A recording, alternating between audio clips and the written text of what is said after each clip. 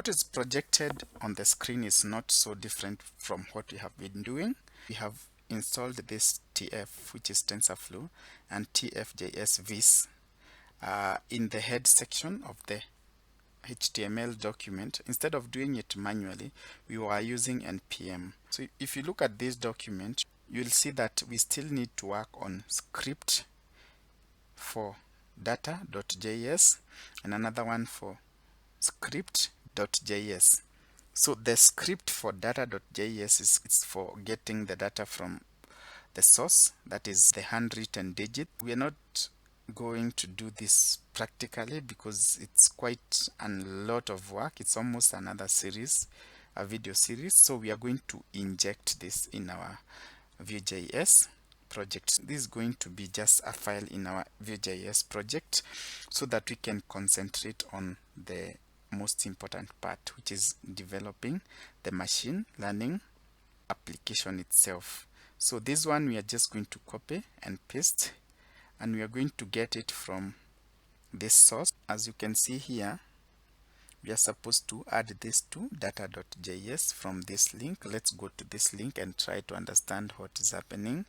If you come to this link, you will see that we are getting 65,000 images.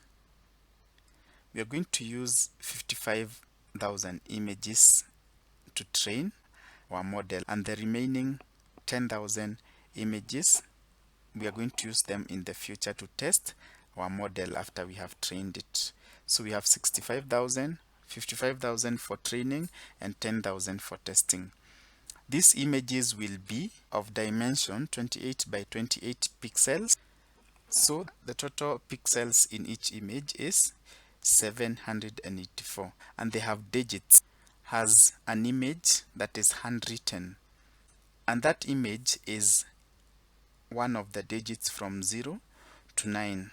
So they are a total of 10. 0 to 9 is a total of 10 digits. So the other processes from here is just getting the image. This is one big image that has all that. Then the computer splits it into the sections that we need, and these are the labels for the images, so that we can be able to train the computer what is right and what is wrong. So this other process, this is the shuffling of data, which is a best practice to make sure that you don't have like zeros arranged together, nines arranged together. So you shuffle to mix the data so that the computer doesn't learn that arrangement as a pattern, because machine learning usually looks for patterns. That being said, let's go and create this file. So I'm going to press Ctrl A to select everything and then copy. Then I'm going to open our Visual Studio code editor, and then in source, if I right click and put a new file and call it data.js, then inside this data.js, I'm going to paste everything that I have copied and then click on save. TF is not yet imported. You remember how we imported TF? Instead of doing it again, why don't we just go to machine learning and import it from here? So we just copy data and then we paste it here and save. Our data.js has two errors. To remove this error, we just use it, reject, and we just use it. It will not have any impact in our project, but at least it is going to remove the error, which is the other one. And what is the error? The same thing, it's not used. So you just use it, img response, and save. Data.js doesn't have any error, as you can see. So we are done with data.js. Just that, instead of explaining all this code, and it's going to waste a lot of time, and it also requires a lot of preparation and demonstration of how the data processing is happening, I've opted to skip it and concentrate on the Vue Js project, which means we need to come here. We can also remove this error, and we can go to methods. If you put it on created, it might make our project unstable, so we are going to just put it here inside methods. It's a method called init. The other one is tfjs, so that the errors can go.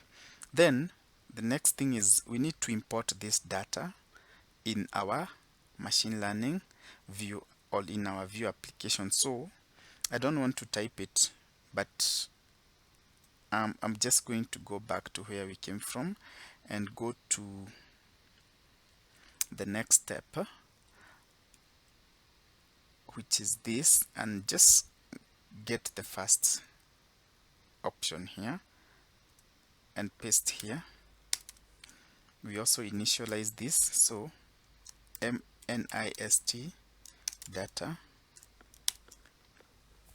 As it is now, we have a Vue application that can get the handwritten digits online, process them using data.js. The next step now, we are going to start now developing our application further, so that we can see or we can demonstrate how machine learning works. It was quite a lot of preparatory work, but if you have been able to do what we have done up to now, that was the most important part of in terms of developing an application. If you can do what we have done, you can now develop an application, because what is remaining is now knowing where things are supposed to go in the application. So what we are going to do next is purely machine learning. We might improve our template in the future, but as it is now, what we are interested in is the work of machine learning. What we have been doing is just putting things together before we get into action.